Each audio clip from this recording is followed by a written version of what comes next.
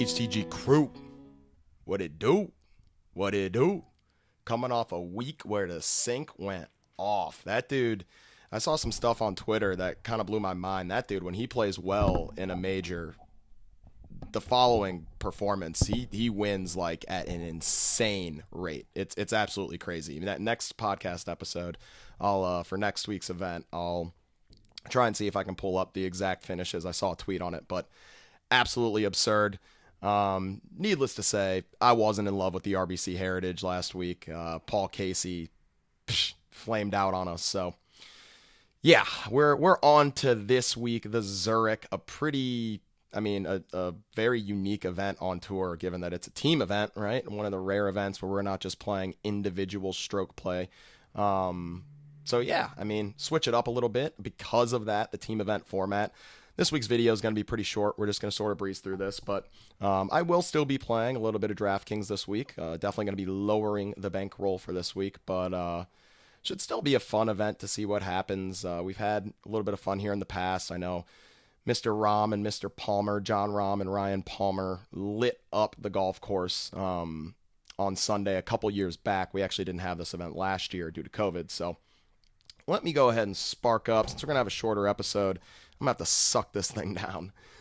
Today I'm smoking Bruce Banner. Grower is White Cloudz. It is a hybrid, and it's testing at 22.13% THC.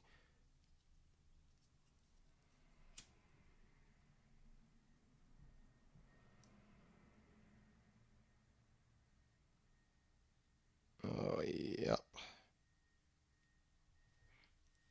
Here we go.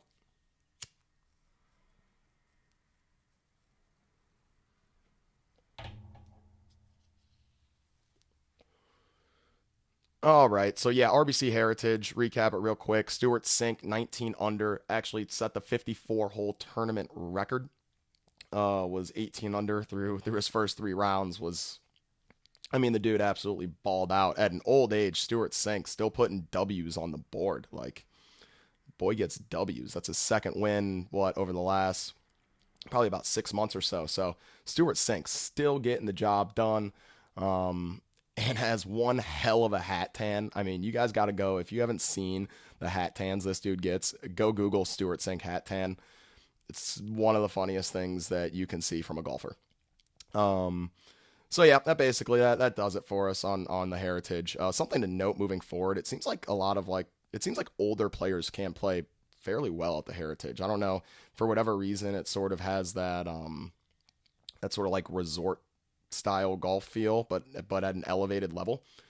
So yeah, older players, something to look out for at the Heritage for next year as well. But let's get into the 2021 Zurich Classic. So guys, on DraftKings this week, you're only going to be able to roster one of the two teammates. You can't roster two players from the same team. So just keep that in mind when you're building your rosters. And when you try to submit a roster with two players on the same team, DraftKings will let you know that you're fucking up. So don't try and do it. You can't do it. You got to take one or the other. Both teammates will be, listed at the same price, of course. So the Zurich, a team event, two-man event. We have 4 rounds. 2 rounds will be 4 ball, and 2 rounds will be 4 sums. 4 ball being best ball. So every player will play their own ball, and you take the best score between you and your teammate on every hole. And then 4 sums, also known as alternate shot, where you alternate shots, as the format suggests, right? So one player hits the drive, the next player hits the approach, so on and so forth. So we get 2 rounds of each, a cut after round 2. So the alternate shot format and the best ball format will alternate Thursday, Friday, Saturday, and Sunday. We are at TPC Louisiana in Avondale, Louisiana. It's a par 72, plays at 7,425 yards. We're on Bermuda greens this week. John Rahm and Ryan Palmer, as I mentioned, at minus 26 in 2019, are defending their title. TPC Louisiana, we want people, especially in this type of format, especially for the best ball, that can get super hot on approach. We also likely, at least what I'm looking at, I want at least one of these teammates to be a relatively solid putter. I don't want to take, complete team no putt, right? Like, you're gonna need one of your guys to be rolling it good on the greens at least to give yourself the upside to win the event, I think. So we're definitely looking at strong iron players. And I'm not really taking much stock and distance off the tee. Even though it is 7,425 yards at a par 72, that's not, egregiously long for these guys. So we're looking at, as far as the statistical model goes, strokes gained approach, opportunities gained, birdies are better gained, Draftkings points gained, because we're going to want birdie makers, right? We need guys that can make birdies. Their risk is going to be mitigated a bit by the fact that they're playing with a teammate. And then, of course, as always, we're going to sprinkle in some strokes gained putting. Okay. And with that, my winners. I'll let you know my winners are in the mid-shelf, so drop it in the comments who you think my winners are, and also let me know who do you think is going to win the Zurich Classic. Top shelf plays. Top shelf plays are $10,000 or more in DraftKings pricing. First top shelf play, team Patrick Cantlay and Xander Schauffele. Looking like very strong plays this week. As you'd expect, they are, as far as like a tandem, the class of the field, and that's why they are the highest priced team in the field on DraftKings. Schauffele coming in the custom model second, Cantlay coming in the custom model 11th. Cantlay has been struggling a bit lately, but it doesn't concern me too much. They are the class of the field. Schauffele leads this field in DraftKings points as well over the last 12 measured rounds. So Schauffele bringing a lot to the table, and obviously we understand the upside of Patrick Cantlay. $11,700 price tag. Again, they are the highest priced team, but at only 7% projected ownership. I don't really understand. I mean, I do understand. I shouldn't say that, because they're really in the SCHWAG bag. We're going to struggle this week. The lowest price, recommendation I have is down at $6,800, and I don't feel too comfortable about that team. So it's pretty difficult to be able to afford team Cantlay Schauffele. But if you can find a way to do it, I think it's well worth it at this 7% projected ownership. Another team that is, a very high pedigreed team as far as talent goes in this field, and not getting much ownership, but also very high priced. The third highest priced team in this field, Colin Morikawa and Matthew Wolff, $11,300, 7.3% projected ownership. All the projected ownership in this range seemingly going to Palmer and Rahm, which is fair. I mean, they're the defending champions and make up a great team, as they showed in 2019. But, I mean, why not take the upside on Colin Morikawa and Matthew Wolff at 7.3% projected ownership? Morikawa coming in 8th in the custom model, Wolff coming in 24th. Both players can get it done tee to green. The ball striking's phenomenal with both these guys. The approach numbers are particularly what I love. Morikawa first in this field over the last 12 measured rounds, and Wolff fourth in this field over the last 12 measured rounds. So this team presents a lot of upside as well, and only 7.3% projected ownership. So I really do like Morikawa and Wolff, as well as Cantlay and Schauffele, because we're getting them at ridiculously low ownership. So if we have to dig down and find some values after that, I'm okay with it. A team that I sort of like as a bit of a dark horse, the Australian team, Cameron Smith and Mark Leishman, $11,100 price tag, 6.1% projected ownership. Just a team that's played with good team dynamics in the President's Cup. Both guys can get really hot with the putter and can put a lot of pressure.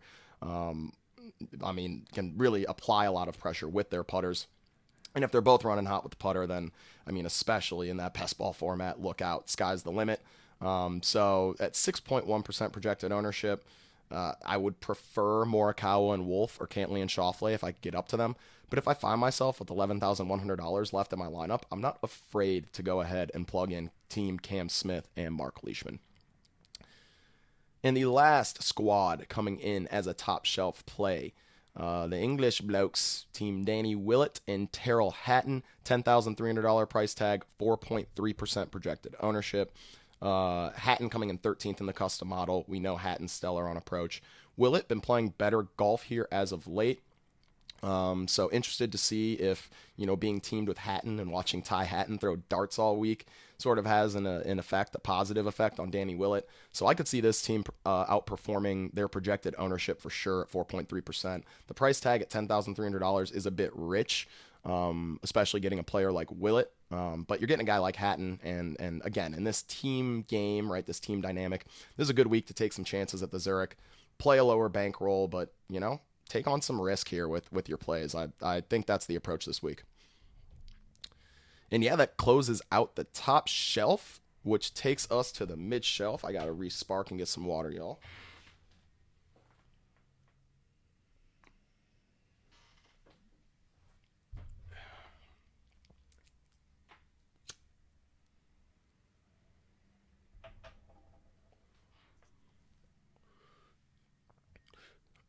Okay, mid-shelf plays, $7,500 or more in DraftKings pricing.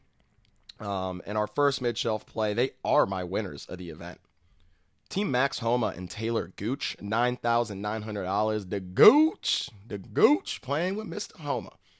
9.9% projected ownership. Yeah, really like this team. Homa coming in 18th in the custom model. Gooch coming in 14th. Both guys solid on approach. Both guys as well running pretty hot putters. Can score DraftKings points in bunches. Having strong seasons. Having really improved their games tremendously, immensely. Like both players are tremendously improved players as a baseline than what they used to be. So really like this team this week. It feels like their games will complement each other really well. So they are my pick to win. Team Max Homa and Taylor Gooch, $9,900, 9.9% projected ownership.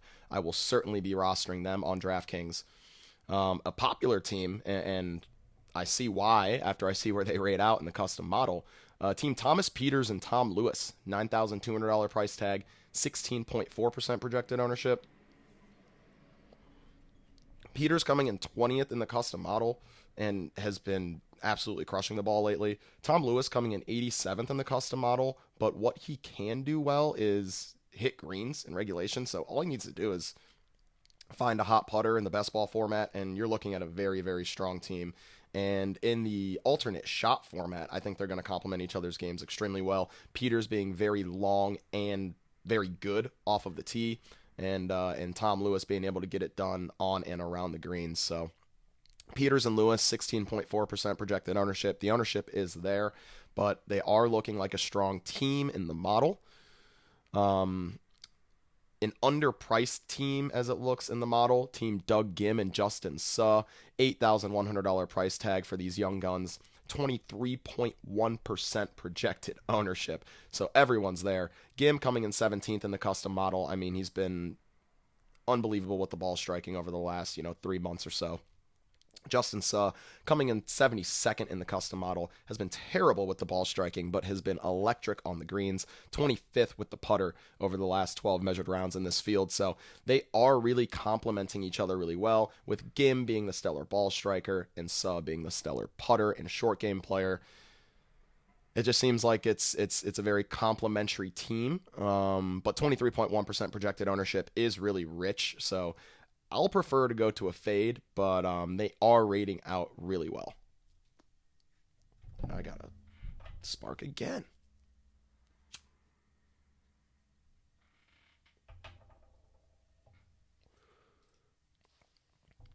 A team I will be looking to instead as a pivot to Gibbons, Team Roberto Castro and Cameron Tringale at $8,000 flat, 9.8% projected ownership. Tringale coming in 7th in this custom model. He's been hitting the ball extraordinarily well. And the short game's been good to boot. So Tringale looking great. Roberto Castro rating out good as well. So Castro and Tringale at 9.8% projected ownership. A very volatile team, but a very high upside team. A team that can make a ton of birdies. So I like looking to them this week. A complete crapshoot you could take and hope their putters get nuclear. My boy from Stanford, Maverick McNeely, and his teammate Joseph Bramlett at a $7,900 price tag. 1.9% projected ownership is why I'm like, fuck it, might as well take a look. I mean, McNeely can always get scorching hot with the putter, and that's what you hope for when you're looking at McNeely. So, if he does, and Joseph Bramlett can at least pitch in and contribute here and there, then they can pay off a $7,900 price tag. And if they are needed in the optimal, then you're competing with 1.9% of the field. So there is a world in which they are needed in the optimal, and it's a world in which Maverick McNeely gets absolutely scorching hot with the putter. So that team is one to that's a YOLO mode squad. If you're looking for something safer, look to Matthew Neesmith and Chase Seifert, $7,500 price tag, 24.3% projected ownership. Again, they are rating out much safer, obviously. Nesmith and Seifert, both good ball strikers for this price tag, and that's the rarity. Normally, when you're looking down here in this event, as I've looked through the field, you can find one player that's a good ball striker, but it's rare that you're getting two teammates that are good ball strikers down here in this pricing range. Seifert 18th in strokes gained approach, and Nesmith 16th in strokes gained approach over the last 12 measured rounds in this field. So yeah, that's the safe play. If you're playing cash for the Zurich, which I don't think you should be playing cash for the Zurich, enter those tournaments, try and get that $200K top prize, right? Like we should be shooting for the moon, especially in this event, because I think there's going to be a lot of volatility. Then they're an easy fade, right? Like this is a pretty weird event. It's going to be hard to gauge exactly how it's going to play out. So if you're playing tournaments, then I think you fade these guys, even though they rate out phenomenally, honestly. But if you're playing cash, which I don't think you should be playing this week, then go ahead and fire up Nesmith and Seifert for sure. Probably one of the first teams that you get in your lineup, along with Gim and Suh and Rahm and Palmer. And that takes us to the SCHWAG bag, guys. Man, we're flying through this shit.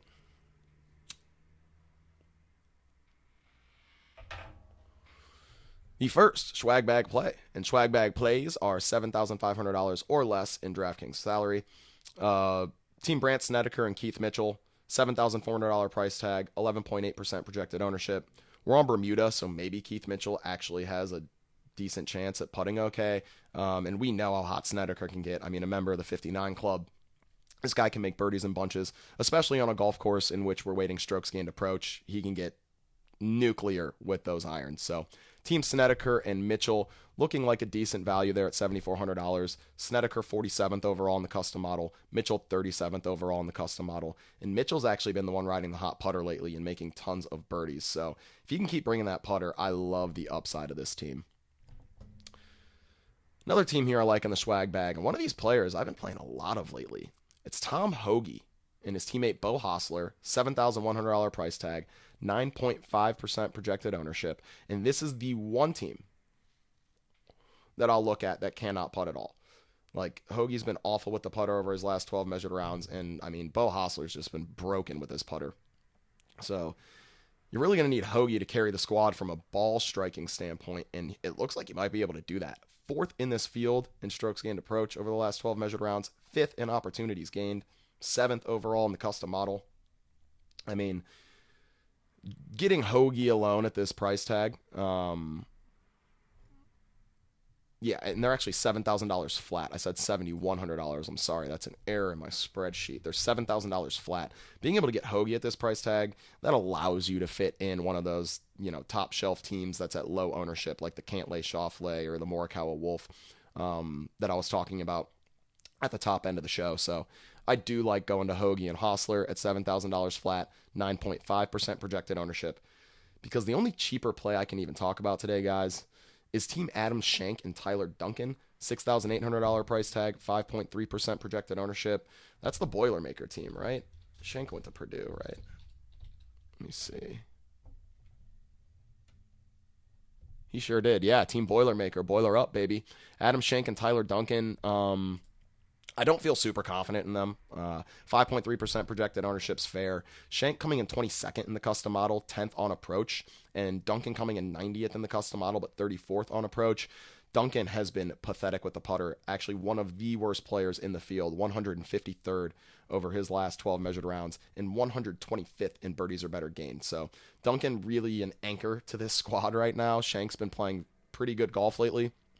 But Tyler Duncan has shown flashes of being a decent PGA Tour player, so maybe he turns it around a bit this week. And at $6,800, that allows you to fit so much into your lineup that makes you so unique and gives you a lot of upside. So don't be afraid to get different this week, guys. I know it's a bit of a weird event, bit of a weird week, but hey, let's embrace the weirdness of this one, and let's go get a $200,000 top prize. Make sure you subscribe to the channel, hit that notification bell, like the video, please. I love you guys. Follow me on Instagram at Hit the Green Podcast. Shit, I'm stoned. HTG crew, we're not too far away from the PGA Championship. I got something I'm cooking up for y'all. I'm gonna try and do a little like broadcast style thing for you guys. So keep that Sunday of the PGA Championship, the 23rd of May, open on your calendar. And I'll see you next week, y'all. Peace.